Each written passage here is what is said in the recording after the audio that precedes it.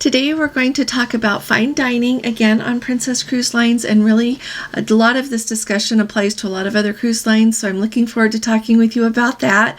And then lots of other updates that I think you're going to find very important. We've got Viking, we've got Alaska Cruise Tours, we've got cruises on sale, lots of things. So let's go ahead and get started.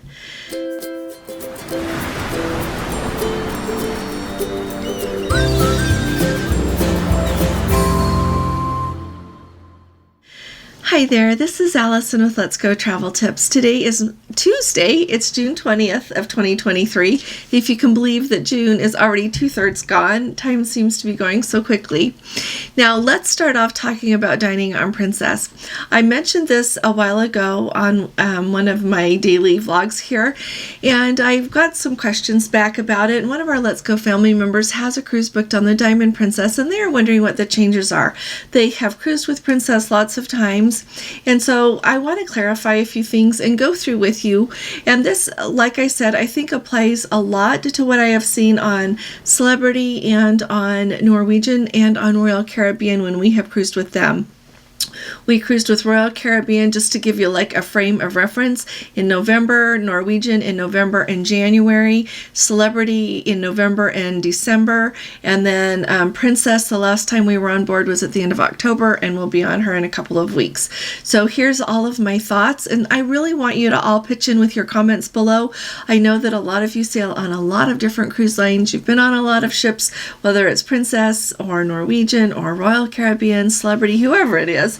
And I would really like to hear your thoughts as well and what your experience has been lately.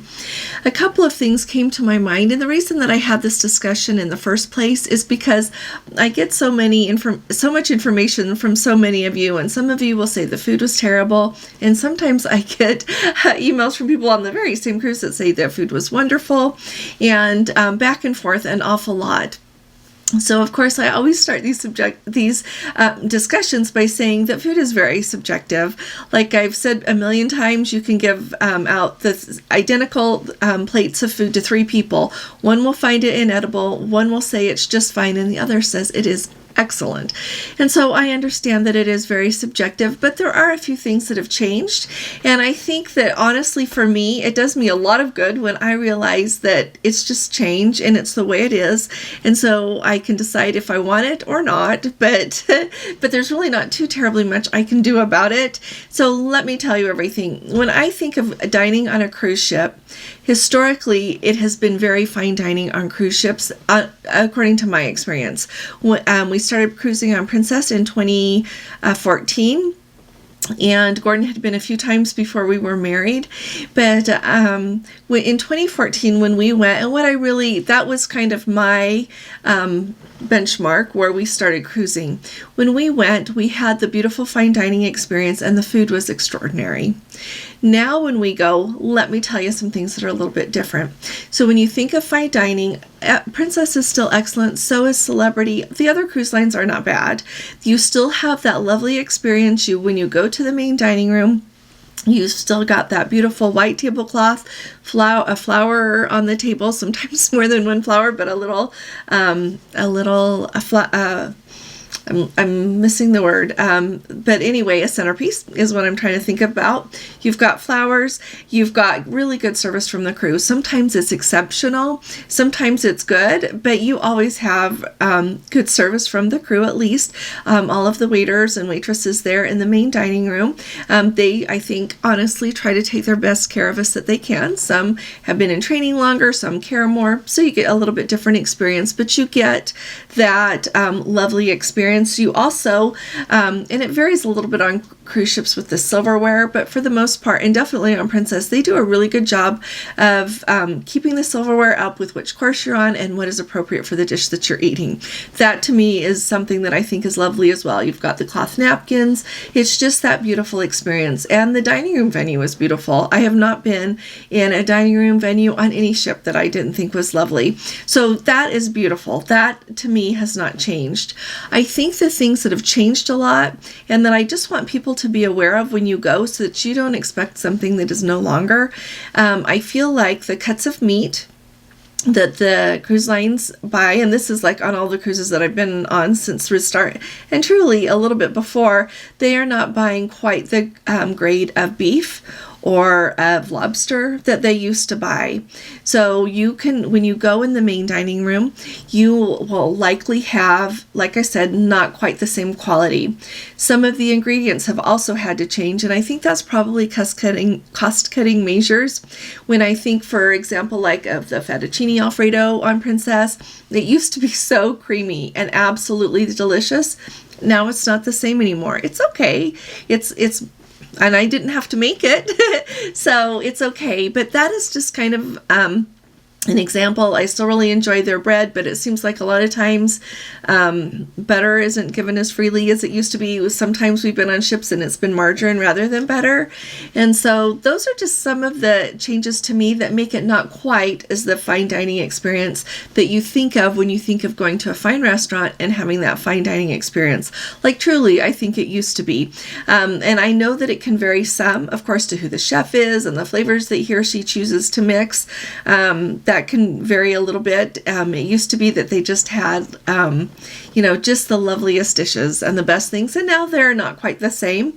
But it's okay. To me, it's not bad. It's not bad at all to me. But I really feel like it's important to just realize where we are. And if you go on a cruise, on any cruise line, and you are a foodie and you really want that food to be what you want it to be, then if it's not on that cruise, try another cruise line and see if they've got what you would maybe enjoy. I hope this discussion helps some of you. I would love to hear your comments, like I said, below, because we are all experiencing different things, and I'll tell you what it's like on the Island Princess. Gordon and I are going to do a good job of taking a picture of our dishes, what we order from the main dining room, and what we choose in the buffet. I'm going to try to do a better job like Code 4 for Life does. They will often video while they're doing it, and then we could tell you about it a little bit more. But it's just that whole broad spectrum of things change a lot. And for Gordon and I, we've just decided that we really enjoy the Princess experience. We really enjoy the Holland America experience. We really enjoy the Celebrity experience. Those are our favorites. And so we are going to continue to cruise on those. Even if we go and several times we find that the food is not remarkable, it'll still be okay. So that's kind of where we are right now. So I hope that this kind of helps you. And think about that when you think about going on a cruise ship. And you know what? Sometimes it is still excellent. I will throw that out there. Sometimes you'll still get a dish that you're like, oh my goodness, somebody really put a lot of thought and effort into all of the flavors in this dish, and it's just superb. So I hope it's not lost ever. Now, the next thing that I want to talk to you about is last night in our live, we were talking about taking the train. You can take Amtrak, and there's other trains as well that go between Seattle and Vancouver. So say you fly into Seattle, you're going to go on a cruise out of Vancouver, you can take the train up. As I pointed out last night, for example, with Amtrak, some of the trains that run are actually trains, and some of their times of transit are actually buses. When you look at the Amtrak train schedule, you can see which one are buses and which ones are trains, so at least you know what you're going to get if that's the time you're going to go. The train, everyone has told me that has done it, says that they take care of customs at the train station, goes super fast. If you do a bus, usually with Amtrak, they are scheduled buses, so they are quicker at the border than the unscheduled buses that the shuttles do. I know that someone said Princess had an unscheduled bus. I think from my understanding is, and I'd sure like to hear from all of you, is that when the cruise lines do those shuttles, those are non-scheduled. So that's why they sometimes take a long time. I know I shared with you that a Let's Go family member said that it was a long time. Another one just shared with me that they were on again this weekend, and it was a very long delay this weekend as well. So just take snacks with you. Be ready for it. And like the couple of weekends ago, they had to stay on the bus for 4 hours. This time, everyone had to get off, claim their own luggage, go through, and it was hours wait with that one as well. So anyway, if you're wanting to do that, we've got Let's Go family members who let me know that it is super slick. If you look on the map, the station for Amtrak is not very far away from the port. So you can either walk, or of course you can grab an Uber if you want to, but it's very convenient. And then at the end of your cruise, if you want to take Amtrak back, you can just go back and go. You can even walk over there, get your Uber, and go to the train station or go to a different one. But everyone says that they run really, really smoothly. Okay, so if you have any other questions about that, put that down below. I find it so remarkable that we can be talking about things that I personally haven't experienced, and so many of you are so kind to share your experience and your knowledge about how to make that work for all of us. So thank you. Every time you do that, I really appreciate it. Now, the next thing that we're going to talk about here for a minute, super fast, is Viking Cruise Lines. So Viking Cruise Lines, if you are not familiar with them, they have left in place their vaccination requirement. Even like since basically last fall, I would say, is when we would mark that most of the cruise lines took away that requirement. They have left that requirement in place, but they have just announced this week that on starting with all of their cruises that depart on November 1st of this year or after, that vaccine requirement will no longer be in place. So if you have been thinking about booking a Viking cruise and you've been holding off for that reason, definitely let me know. Alrighty, and we're going to talk about Viking a little bit more because I've gotten some excellent input from a Let's Go family member. I've been thinking about this an awful lot, and I want to talk about princess changes a little bit more, and maybe what we should all be like putting into our y'all can think about whatever you want, but I want to hear from you on that as well. But so we're going to talk about that some more tomorrow. But Viking, no more vaccine requirement after November 1st. Alrighty. Now, this is useful for those of you who are going to go on a princess cruise tour, whether it's this year, next year, if it's even on your mind. And I would say that it probably applies to other cruise lines, Alaska cruise tours as well. But I shared with you yesterday how that long bus ride from up to the Copper River Wilderness Lodge was very, very, very, very bumpy. And several people said, yeah, that's how the roads are there, and you can have bumpy rides to lots of places. And so first of all, I appreciated that. So there's some knowledge for all of you thinking of those cruise tours. But we also have a Let's Go family member, and they are going on the August 26th cruise tour starting in Alaska. But they have had a tweak in their itinerary. Originally, they had an 8-hour bus ride that was going from Copper River to Whittier, where you catch the ship. But Princess changed their tour so that they are going to have a catamaran ride to Valdez, and then a 2-hour bus ride up to Copper River. So when they're there, it sounds like when they're there in Whittier, they're going to hop on a catamaran, which how cool is that, and take that to Valdez and then hop on the bus. So that'll really cut down on that long bus ride. So I was really happy to hear that. So let us know, those of you that have a cruise tour booked, if you are getting any itinerary changes like that, because that's awesome. And I love that they're thinking about that and making some changes. So let us know if that is affecting all of them. It'll be fun to see if that is a new component of cruise tours next year. I don't know. We'll just watch and see.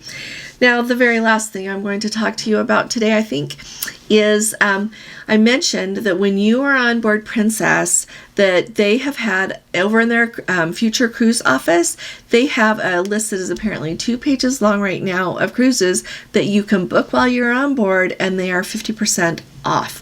So a couple of things about that. Before you decide to refer your cruise, look and make sure that you're saving money, okay? Because there's a lot of promotions out there. There's a lot of onboard credit. Depending on how long ago you booked, the promotion you booked with, make sure that you're really getting the best deal. But with them being half off, it sounds like you very likely could be. So when you, I want to make you aware of those. First of all, I'd love to hear from those of you that have booked them. And our Let's Go family member said that when they were on just from May 20th to June 3rd on the Grand Princess, they had the sailings that were available then. You had to sail by August 31st of 2023, and you had to pay in full for it there on the ship right when you booked it. Okay. Now, to me, I think that deadline is maybe moving out as we go forward. Our Let's Go family members who just rebooked their cruise, they are not going until the end of October.